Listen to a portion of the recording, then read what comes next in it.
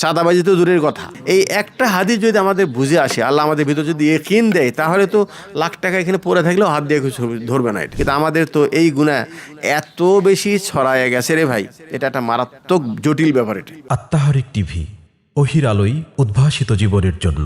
কাবিরা গুনাহ থেকে কিভাবে মুক্ত হবে আমি বলেন? কাবিরা গুনাহ থেকে মুক্ত হওয়ার কি উপায়? একটা উপায়, তৌবা। কি করতে হবে?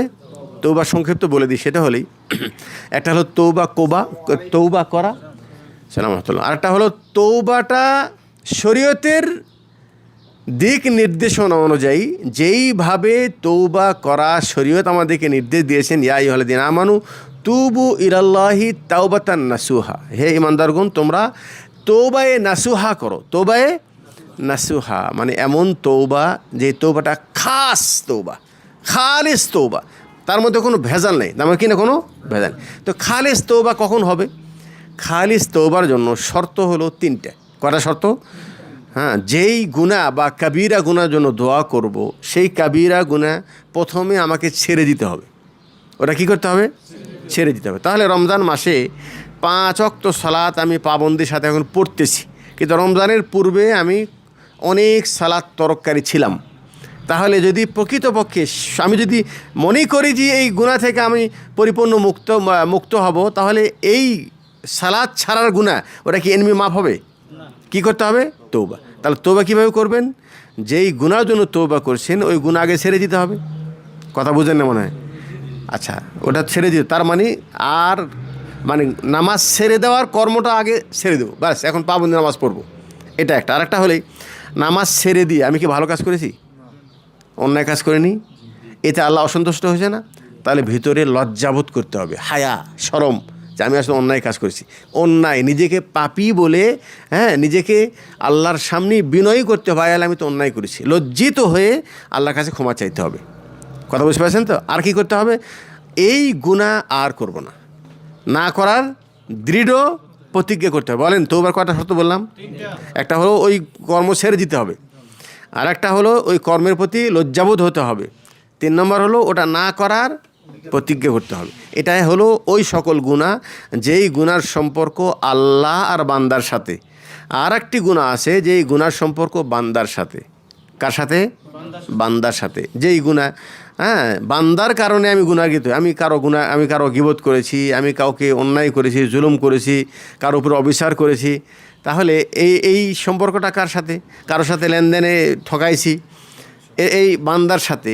এই গুনার জন্য বান্দার যেই গুনার সম্পর্ক বান্দার সাথে, আমি যদি এই গুনার ক্ষমা আল্লাহর কাছে চাই, আল্লাহ ক্ষমা করবে না, কারণ এই গুনাহ তো আল্লাহর সাথে সম্পৃক্ত না। এটা কার সাথে সম্পৃক্ত?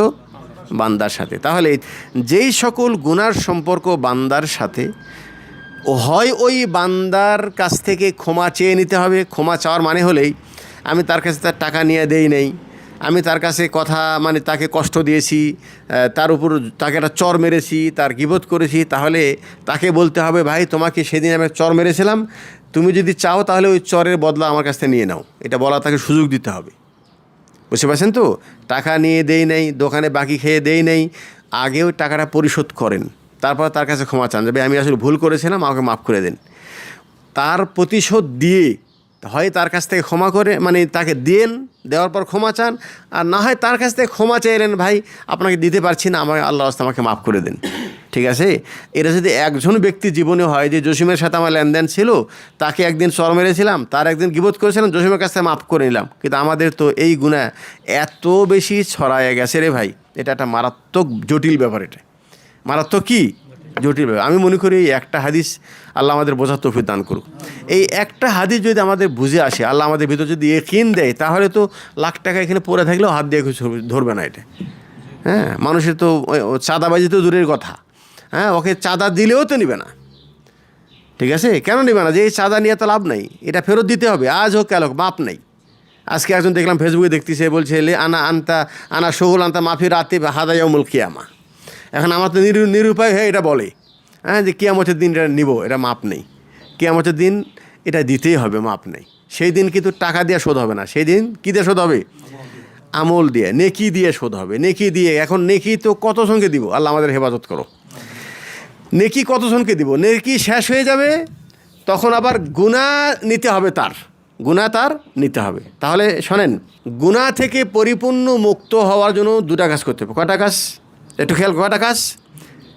দুটা। একটা হলে আল্লাহ পাক আমাদেরকে এই মাসে যে কর্মগুলি ফরজ করে দিয়েছেন, ফরজ সালাত, ফরজ সিয়াম, ফরজ জাকাত, ফরজ হজ, এটা মাস্ট আমাকে করতেই হবে। তার সাথে সাথে নফল সুন্নত, আগে পরে যেগুলো নফল সুন্নত আছে এগুলো আদায় করার চেষ্টা করতে হবে। ঠিক আছে? তাহলে গুনাহ, সগীরা গুনাহ অটোমেটিক ক্ষমা হয়ে যাবে। আর কাবীরা গুনার জন্য কী করতে হবে? তওবা করতে হবে। এখানে আরেকটা কথা বলে দিই, সেটা হলেই আত-তাওবাতুল মুআক্কাত, হ্যাঁ, মানে অথবা মুআজ্জাল। তওবাটা এমনভাবে করতেছি যে রোজার পর থেকে ভালো হয়ে যাব। রোজার পর থেকে কী হয়ে যাবে? এই তওবা কবুল হবে না। তওবা কি কবুল হবে না? ভালো হয়ে যাব, তা আমি তওবা করেন নেই, মানে ভালো হয়ে গেছি, এখন ভালো হয়ে গেছি, তার মানে কি আজকে না, এখনই।